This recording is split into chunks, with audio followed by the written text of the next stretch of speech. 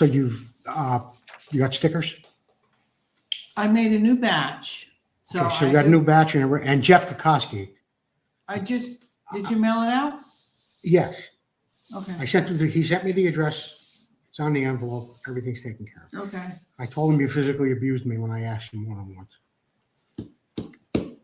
And I apologize because I'm way behind on sending out shirts and posters? Yeah, I'm really and that's on me. So okay. I said tonight. All right. After get it. the show, you'll get it together. I got to start the show. Okay. I love you. Love you. What are you making for dinner? I don't know yet.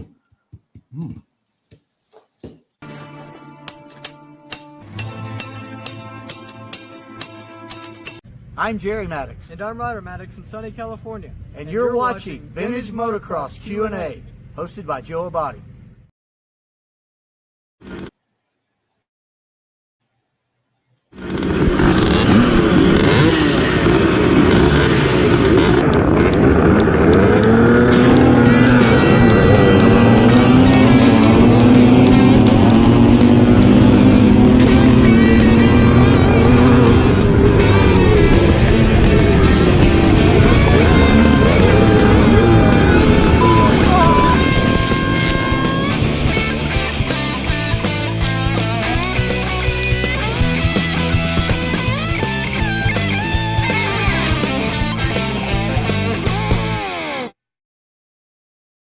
Good evening, everyone. I'm Joe Abbate, and you're watching Vintage Motocross Q&A. Thank you for joining us tonight. We've got a great lineup.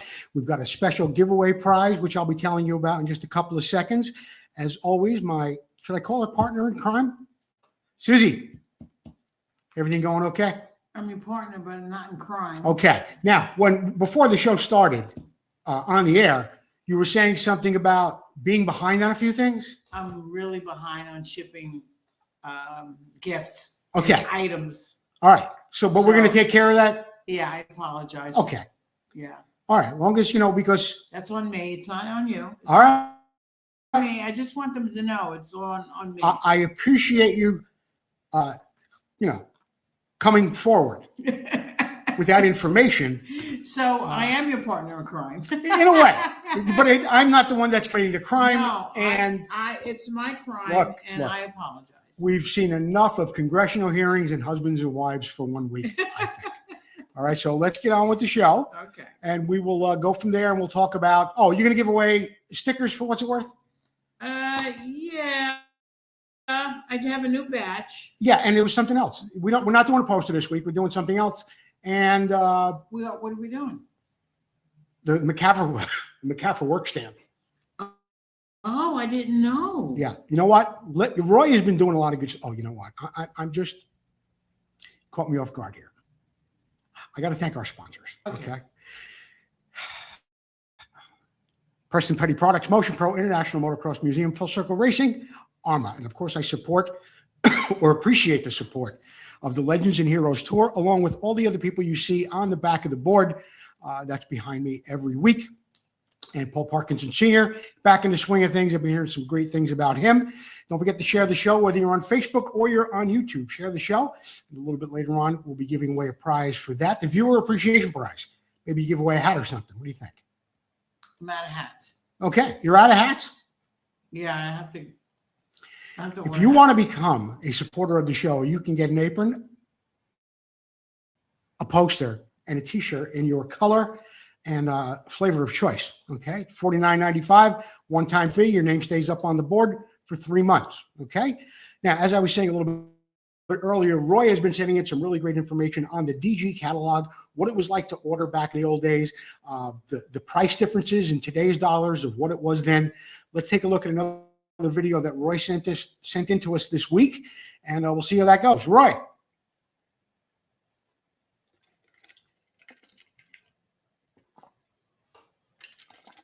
Oh, Roy.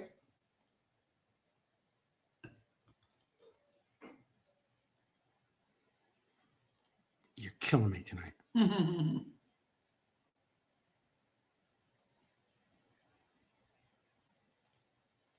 Why isn't the Roy video rolling?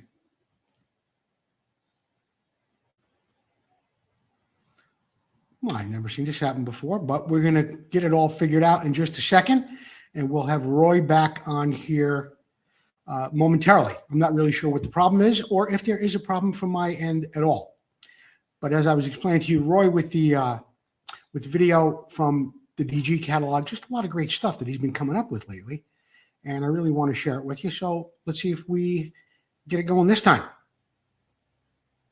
Roy.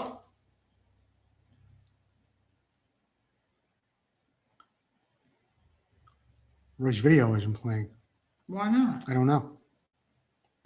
Okay, here's where the rubber hits the road. If you were really bucks up and you had the skill, you could rip that order form out of the back of this catalog and order yourself in any brand you want. It could be Yamaha, Suzuki, Kawasaki, Honda. Get a DG racer. They did 125s and they did 80s, such as that KX80 there. And when you stepped up, and I'll start talking about the Mini, which is just one of the sharpest looking bikes ever. For your money, you get a chain tensioner, an expert engine kit, a Grand Prix seat, a 428 heavy duty chain, Works Bend chromoly bars. You get to pick either Dunlop K190s or IRC F45s, which were both good bikes back in the day. Oakley grips, a mini better fork. So there you go. You got your A-kit forks. Bigger tubes, better damping.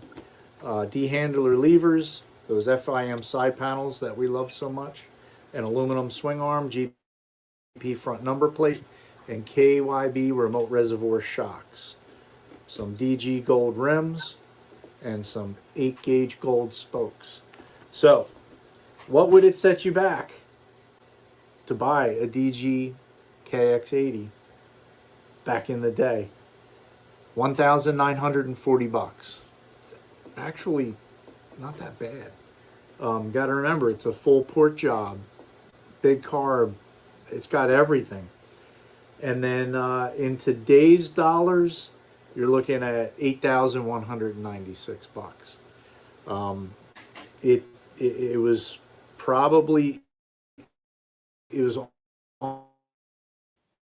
almost 4 times the cost of the guy who built these bikes, which is Ted Boyko.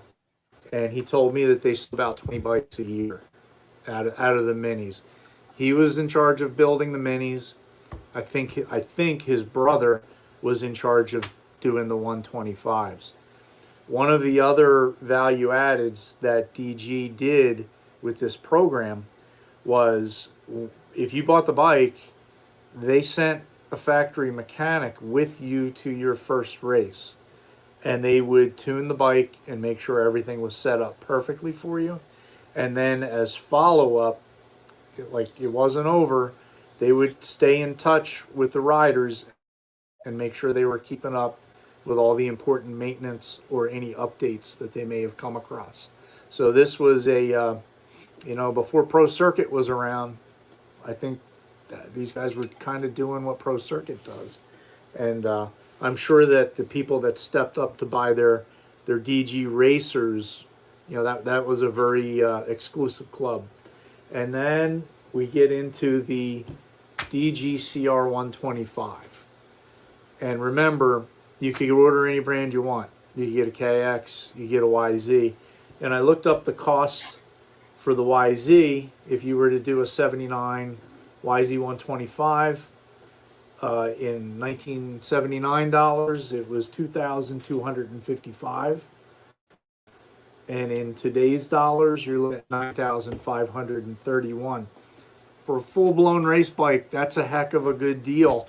So some of this stuff stands up maybe even better than what you can do today. It jumps around a little bit. But the Honda, we all know, was 4th place. Nobody was running out and buying these bikes because they thought it was the best bike they could get off the showroom floor.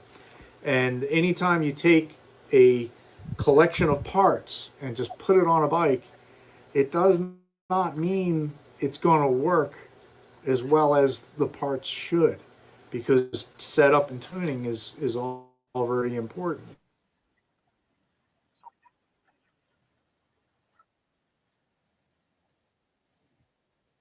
79 actually did a technical review on this DG bike, and they have nothing but good things to say about it. And they kind of broke an editorial rule that the first sentence, they spill the beans. It says more of everything plus a change of tire makes the DG Racer worth the extra money. And I encourage anyone that's a fan of these old Hondas or even motocross in general, go ahead, Google it, Cycle World October 79. You can print a copy out for yourself. And then there's one paragraph I would like to read, which is, here we go. The breathed-on DG Honda is a different machine. Power is abundant, handling almost too good to believe, and reliability has not suffered. It quickly becomes challenging trying to find a surface that is rough enough to even bobble the bike. It will go through the roughest sections of tough courses faster than most riders will be able to ride it. The suspension does not jolt or punish the rider. It just soaks everything up and asks for more. The longer, stronger swing arm places more weight on the front wheel, and the combination with the new IRC tire stops the front end skate, which was a really big deal on that production bike. The 23-inch front wheel combined with the Bridgestone claw action tire, which was never really received as a very good choice anyway, contributed to that a lot. And remember, they kept the 23-inch wheel on here. So the longer wheelbase also adds to stability in the straights. Let's see, naturally a fully loaded bike is going to hurt your pocketbook. In this case, the accessories totaled $852 plus the tires. The tires are a new model and were unpriced at the time of the test. They're scheduled for release in mid-October. But it's a neat review, and if you like that 79 Honda, definitely time well spent. And you can Google it, print it out for free. So with that, I will. The DG Racers is such a big thing. I'm hoping that we spend a little time with Ted Boyko and get some of the stories that I know have to be out there about putting those bikes together and delivering them to those fortunate individuals that went that step. So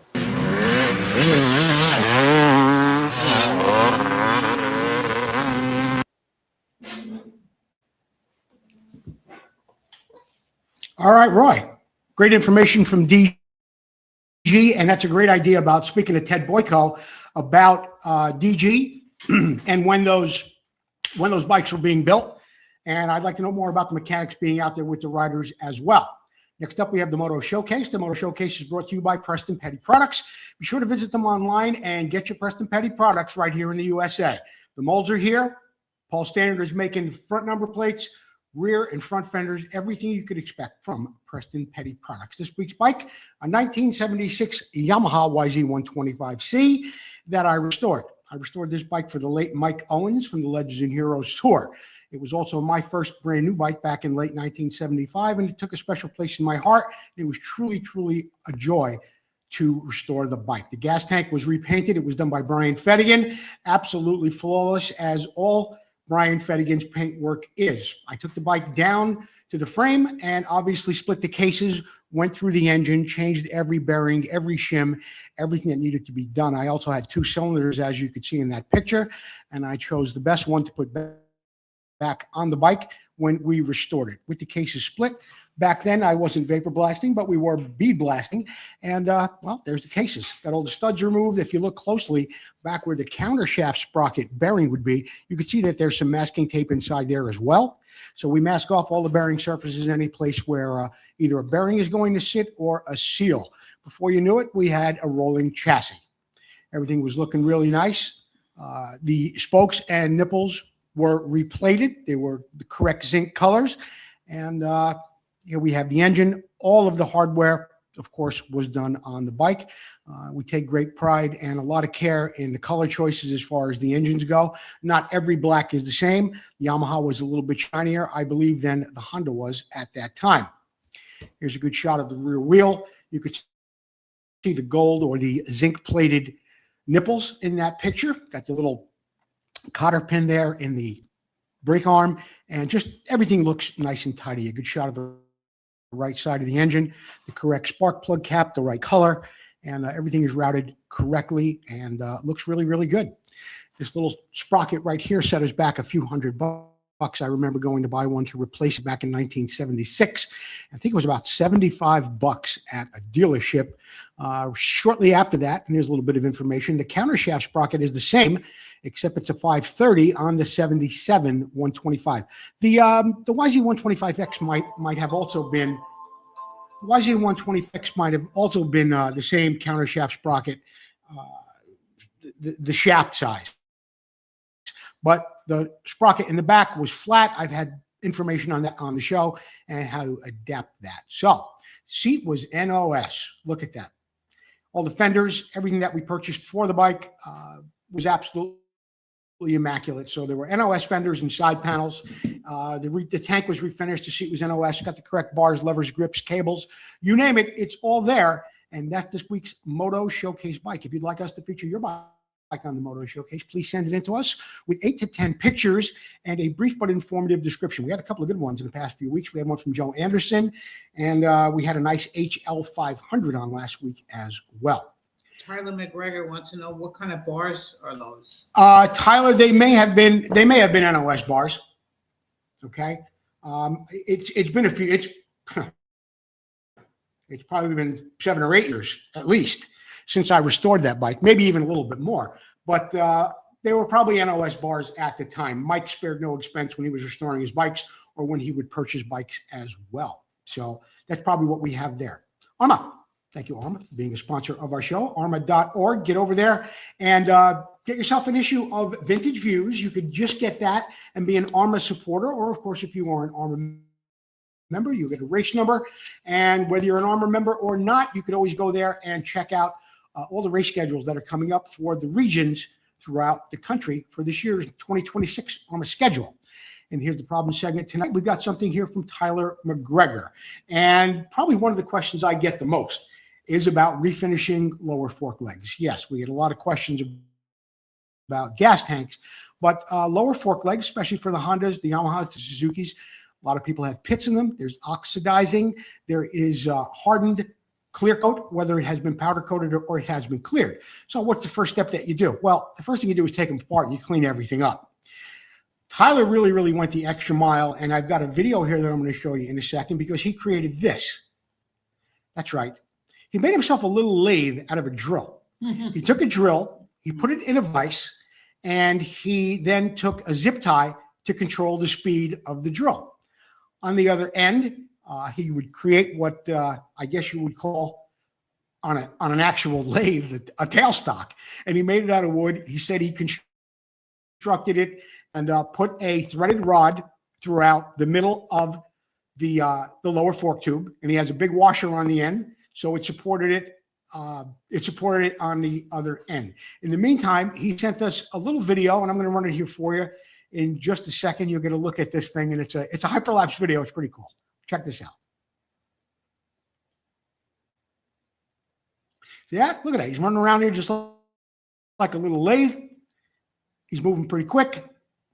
And he's got that thing spinning around on his drill. And he's putting a nice brush finish on it. And, you know, he said to me, this is what he did. And I was really anxious to see just exactly what these lower fork legs looked like when he was done. And I got to say, and I'm going to show you the picture in just a minute, he did an excellent job. He filed out some of the nicks ahead of time, did some sanding, and set up his little makeshift lathe here. And away Tyler McGregor went. And what were the results? I don't think I could do a better job than that. Did a great job. Tyler McGregor, thank you for sending that in. It was really, really interesting. And I love innovative stuff like that when guys do it at home. Not everybody has a lot of money to go out and spend on their bikes to send them to maybe a vapor blaster or a machinist to get things turned down. But if you're a little creative, where there's a will, there is a way. So that was it in the Here's the Problem segment. Tyler McGregor, no problem at all when it comes to turning down fork lights. Now, I've got something else for you. I posted it on Facebook yesterday, and I was just really excited about it. And it's something that hasn't really been discussed here on the show very much, but there are people who do talk about it on Facebook, on different pages, and it's about pressure testing gas tanks. So I whipped up a little something yesterday, and I'm going to show it to you right now. So here is the problem. How do you pressure test a gas tank? Joe Abbate, let's see what he has to say. Hey, it's Joe Abbate for Vintage Motocross Q&A, and in the past, you've often heard me warn people about not introducing compressed air into a gas tank. Many people think that if they could somehow get air into that gas tank, they're going to pop out a dent like that. They're not. The air is going to go throughout the gas tank, and it's going to make it bloated. And if you put too much air in it, it's just going to flatten right out. We've seen it happen. I have pictures of it. But how do you pressure check a tank after it's been welded? Well, I'm going to show you how we do it here. This is a Yamaha gas tank, Yamaha gas cap, okay? And I happen to have another one where that little neck had been broken off. I went out and purchased this. This is called a Schrader valve or an air valve on your custom rims on a car. It happens to come with 2 sealing washers on it and a nut. I took the cap like this. It was broken off. I put that thing in there. I tightened the 2 nuts. And I put it on a tank like this. This is a 1974 YZ250 tank. Okay, very valuable. It leaked. It had some dents. We repaired all that. And we had Darrell Dickerson weld it for us out at Current Fabrication in Tracy, California. Now, I need to get air in the tank. How am I going to do that? I'm going to do that with this little air pump, okay? Little air pump like that. You're just going to turn it on for a second. It's got a gauge on it. You don't need more than 2 or 3 pounds of air in that tank to make it work, okay? Make sure that your petcock is closed. Make sure that the cap is tight, that the valve is on. You have to have good pressure, otherwise you're not going to get a successful result, whether it's good or bad. And if it's bad, I mean, you want to know that you don't want a tank to leak. So, without any further ado, one more thing. I'm going to check this with glass cleaner, Amsoil glass cleaner. Why? Because it's foamy, very foamy. Yes, you could use soap and water. I prefer to use this. It foams up, it sticks, and if there's so much as a pinhole, you're going to know about it. So, without any further ado, let's turn the air on for a second, and we'll run our experiment.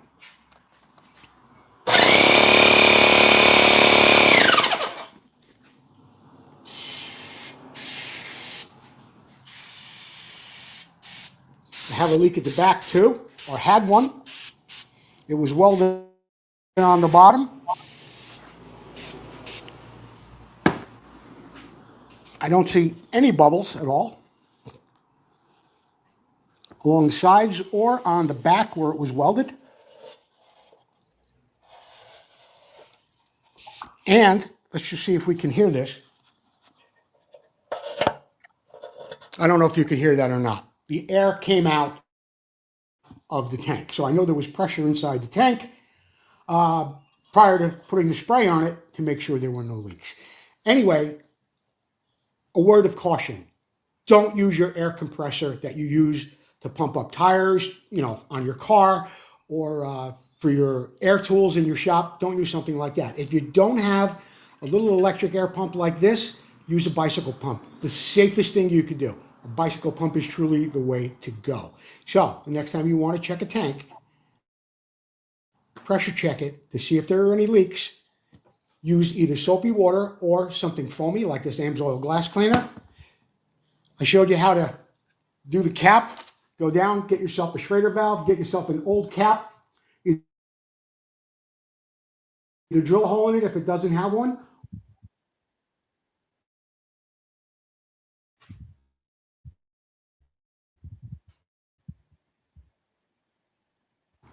Whether you have a good tank or you have a tank that has a leak. All right? We'll see you next time on Vintage Motocross Q&A.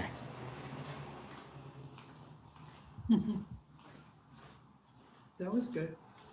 We'll be right back with more Vintage Motocross Q&A. Hi, I'm Warren Reed. You're watching Vintage Motocross Q&A. We'll be right back.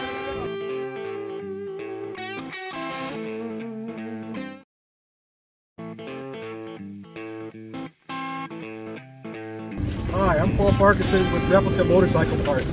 I'm sitting here with our test bike, which is ridden by Jerry Maddox. It carries the #1 plate in the US. Let's go over a couple of the parts that we've got on here. We've got our ignition cover with the case saver built into it, so that when the chain comes off, you're not damaging your cases. Spacer, foot pegs. Jerry runs our air box. Seat brackets, keeps the seat on tight so he doesn't fall off when he's going over the whoops. And then this side, Jerry runs a couple little things, a lot of little rubber parts on the bike and that stuff are all done by us. And then down here we've got our brake pedal, which has got needle bearings in there, and then it's got a wider toe peg so it gives them a real nice, clean, easy to use brake. And then this is our latest part. This is a CR250 type knuckle. In fact, Honda used them on the last versions of the MR175, and this is a real trick aluminum Kickstarter arm. So that gives them lightweight, strength, and reliability more than anything else. Reliability.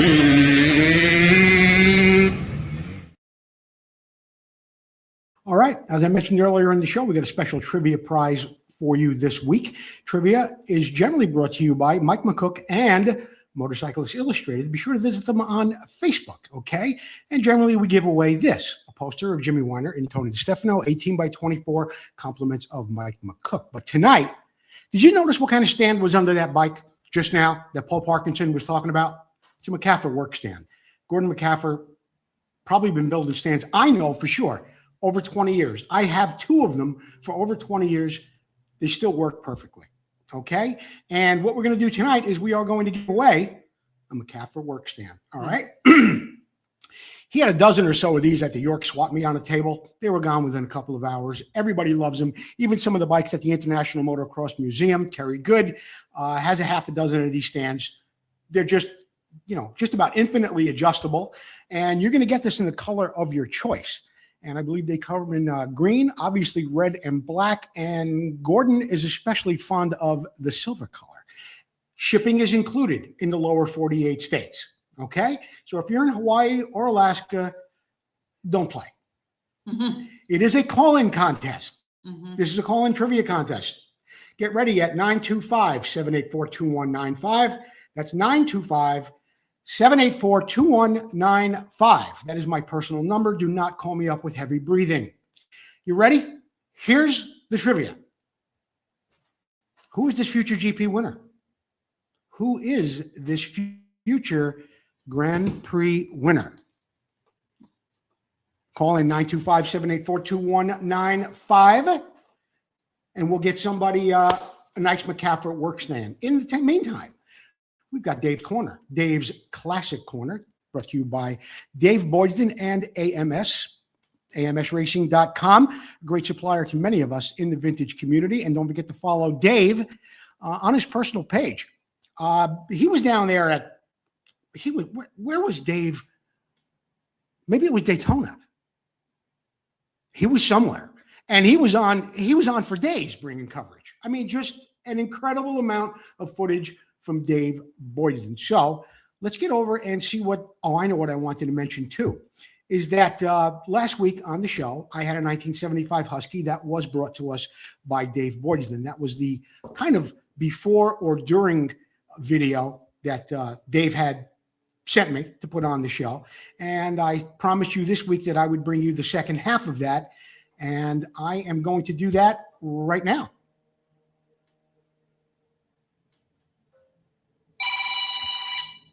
Here it is. Hold on. Hi, this is Dave from AMS Racing. It's Friday afternoon. Calling it a good week's work. This is a 75 Husky GP360 CR.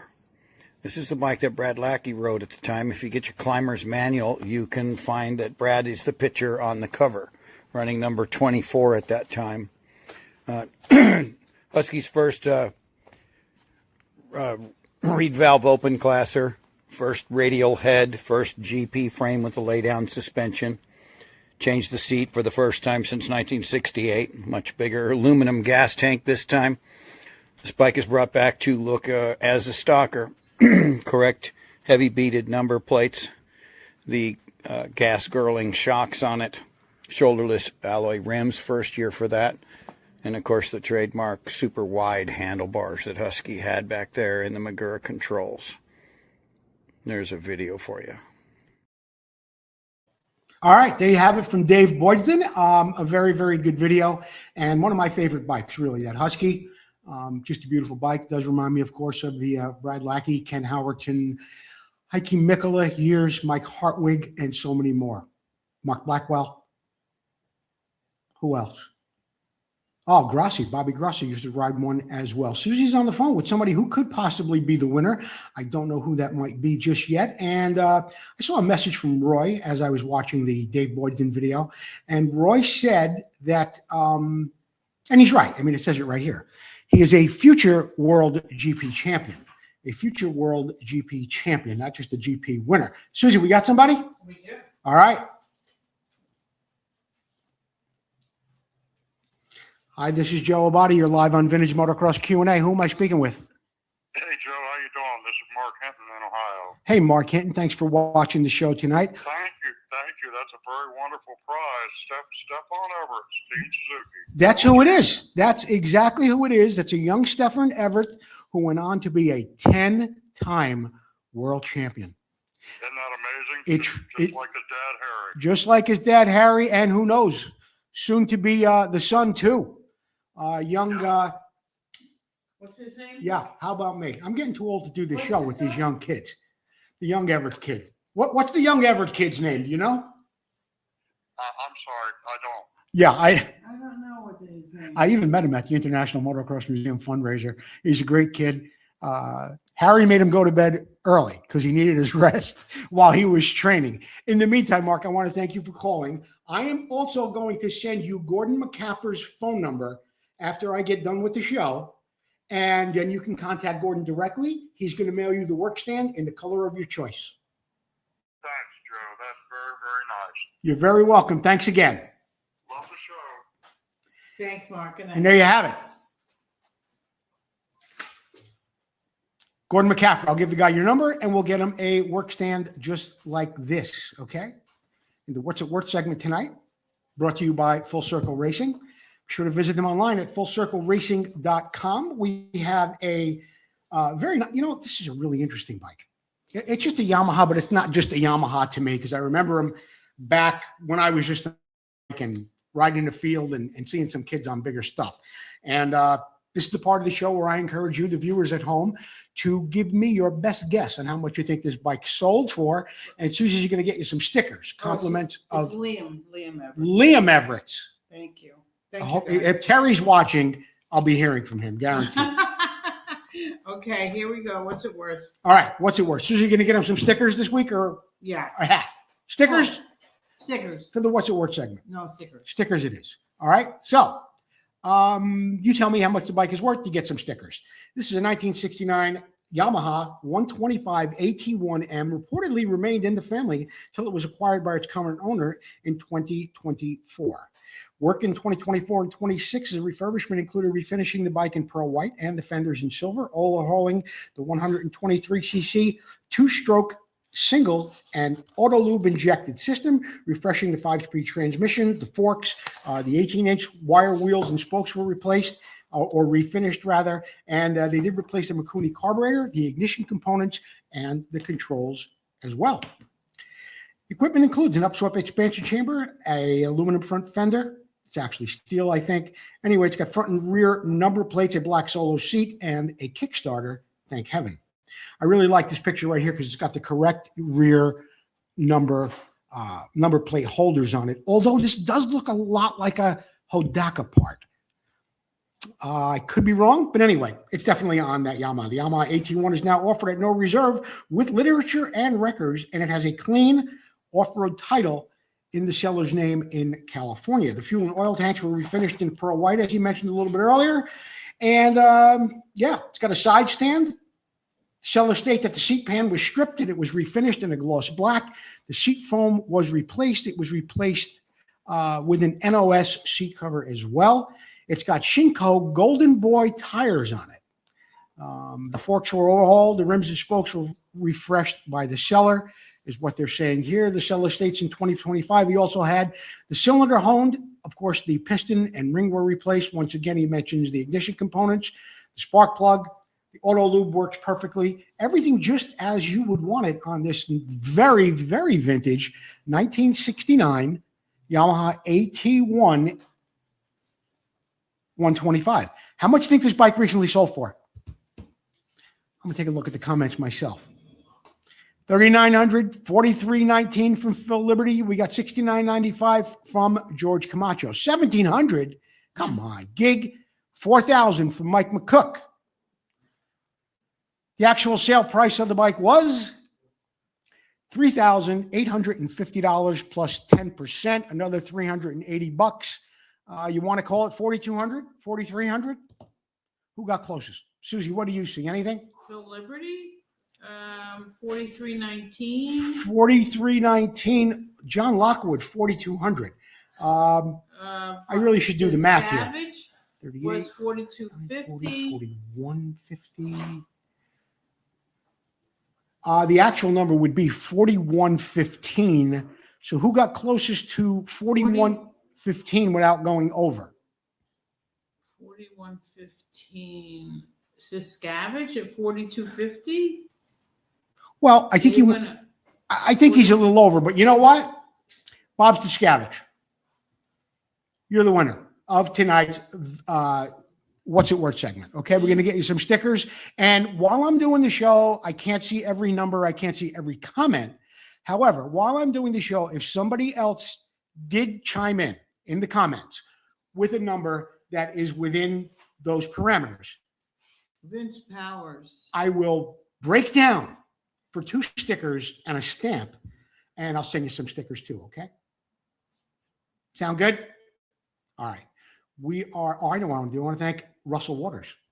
Great products from AMSOIL for over 5 years now, and just not oil. Got a lot of other things in there too. And if you want to get 25% off, you can go to theoilpeople.shopamsoil.com. That's theoilpeople.shopamsoil.com. You will get 25% off, okay? We will be back momentarily with the Did You Know segment from Jeff Kokoski. Stick around. Coming up. I am Heikki Mikkola. We will be right back. That was perfect, Heikki.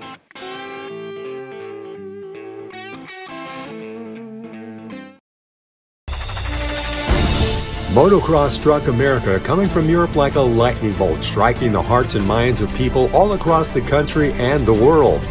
Battles of intense racing and cutting rivalries with loyalty to brands and heroes intensified as years of blood, sweat, and dirt flew through the minds of those memories of champions as they wrestled their machines through almost impossible tracks.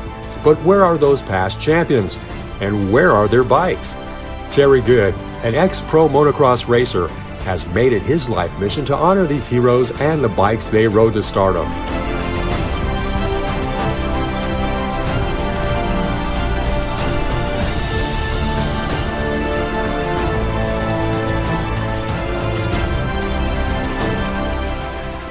We raced, we rode, we lived and breathed motocross. Go back in time and relive those moments, now preserved for the first time ever in the world's first museum dedicated to the history of motocross. Our new building is in the gate. Help us get a great start and you can be part of history. Go to internationalmotocrossmuseum.org and become a part of our team.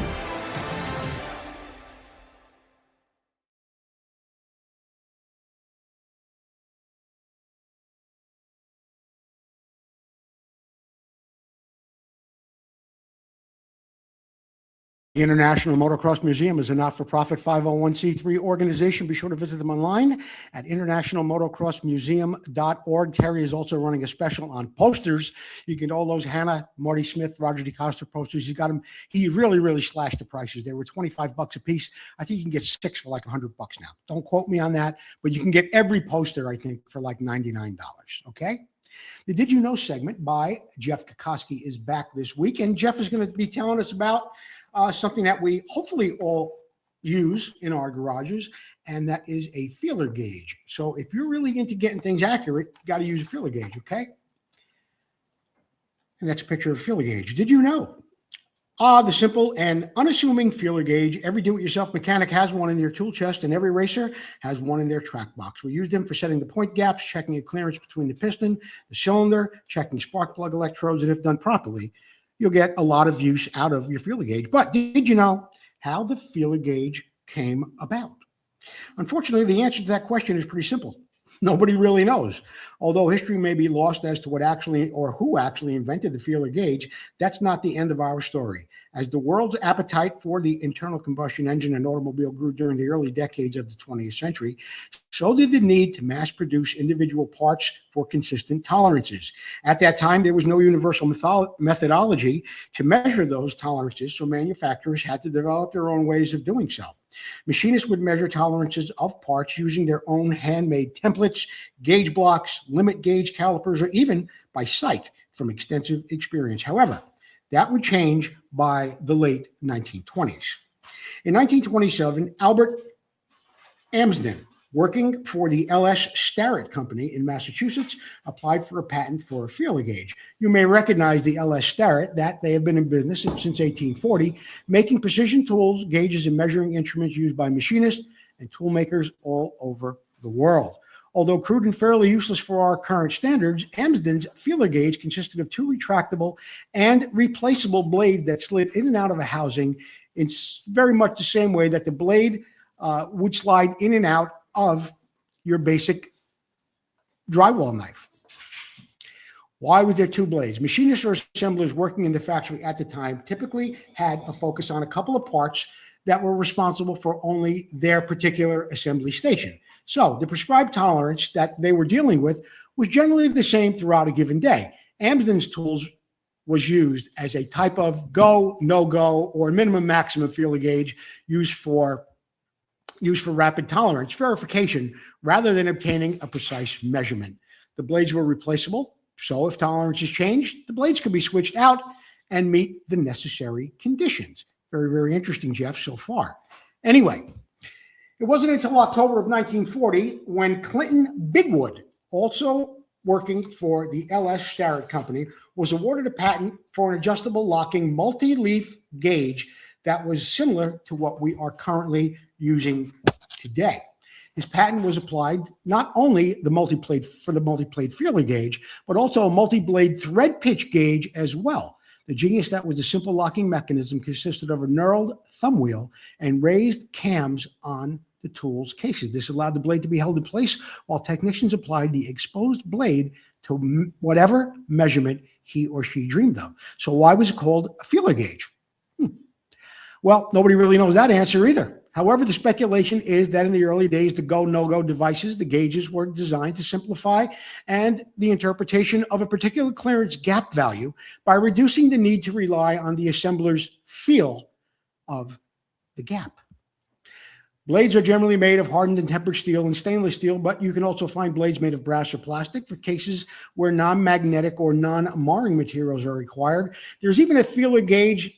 There are even digital feeler gauges that are now available.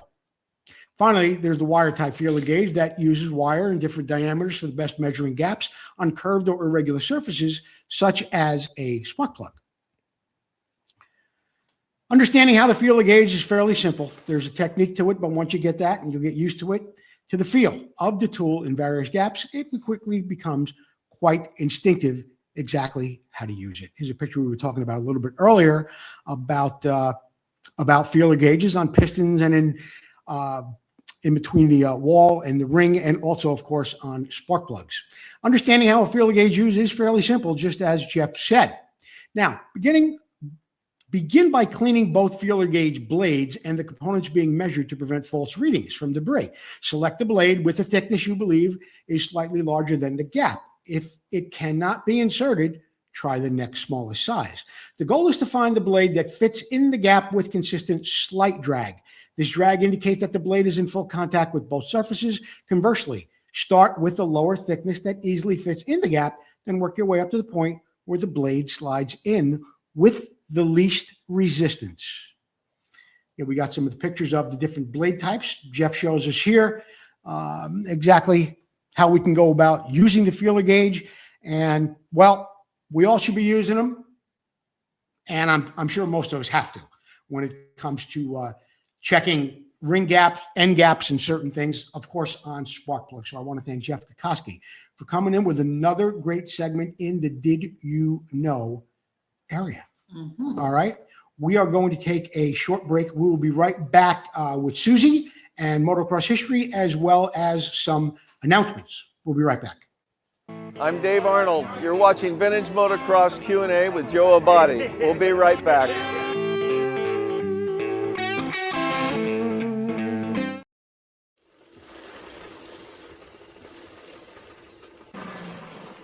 I get asked often, what's the most important thing on Clunker? Answer's simple, it's me. That's why I use Full Circle Racing wheels prepped by Tom McAllister. So should you. Watch this and learn why.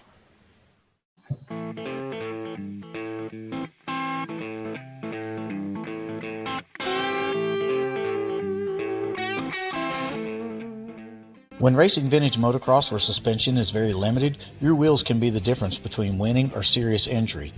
We chose to run Full Circle Racing wheels because of the super high quality materials and the heavy duty spokes used. Prepped by Tom McAllister, I have the confidence on the track to push way harder through the rough stuff and the bigger jumps, knowing my wheels are going to stay under me. Hey, Clunker may be 50 years old, but his wheels are brand new, and yours should be too. Call Tom McAllister at Full Circle Racing today.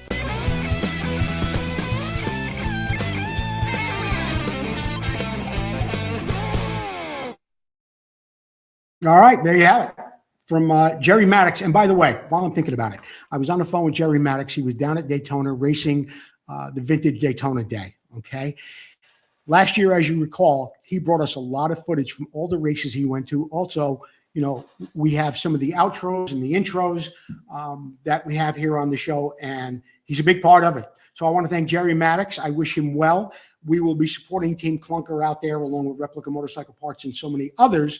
And Jerry Maddox will be bringing us some great coverage. Next week, we'll have coverage from Daytona, okay? And, we have This Week in Motocross History with Joe Abbate. Oh, here I am. This week in Motocross History, brought to you by Racer X.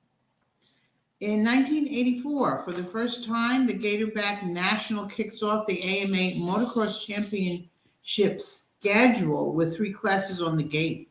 That was in 1984? That's right. Oh.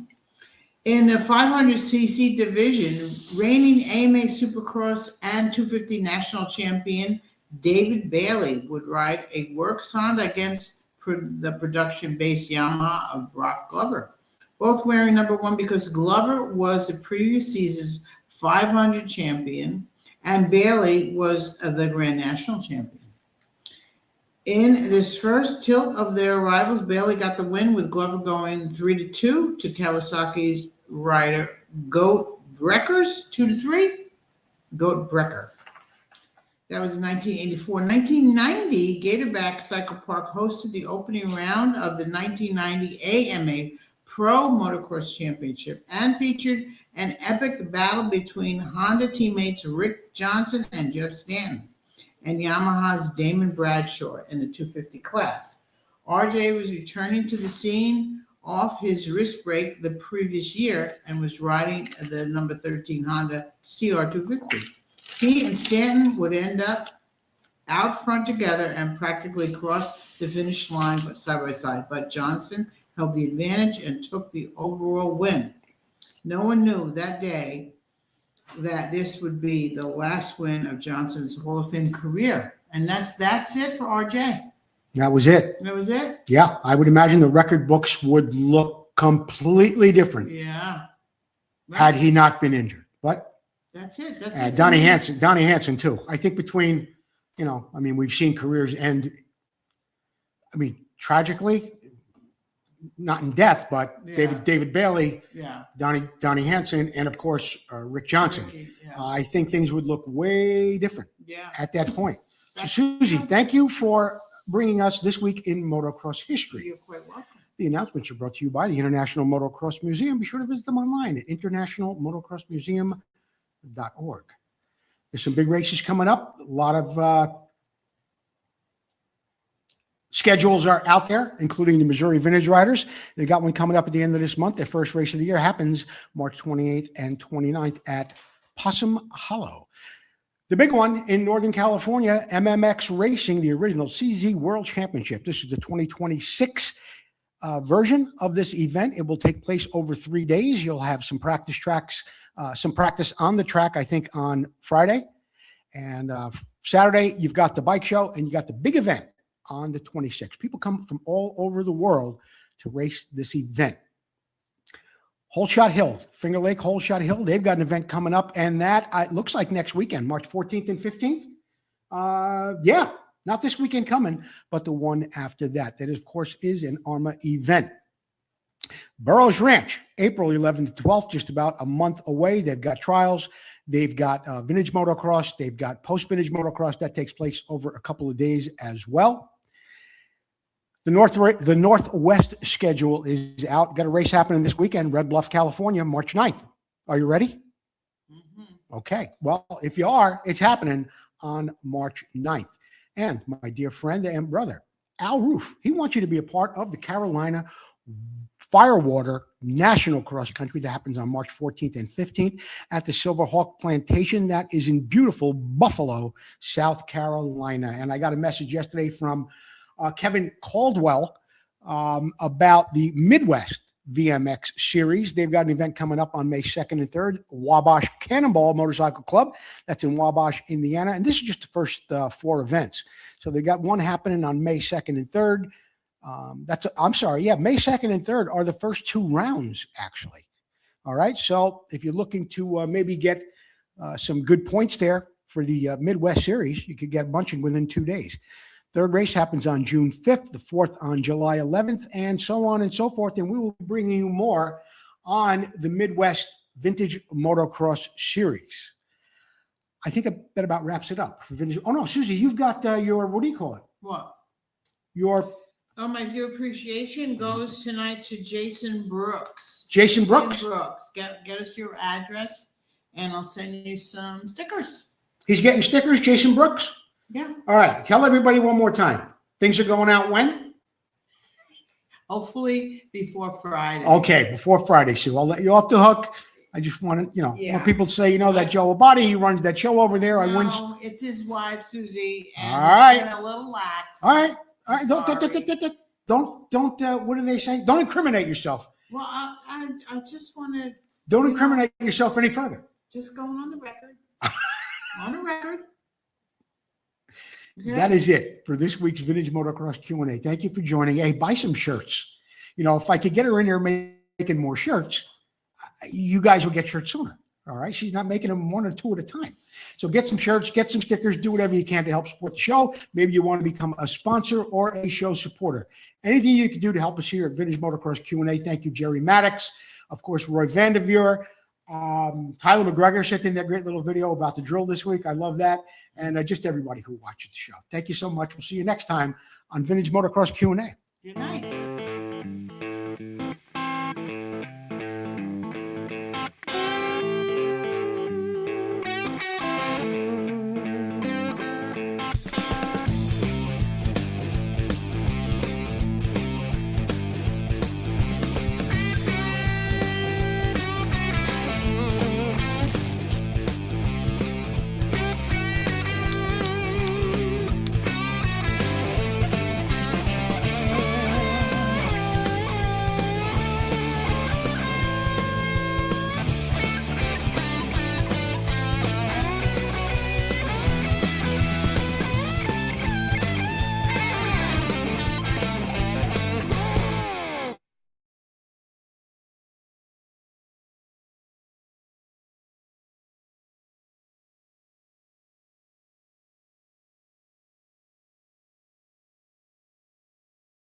discouraged.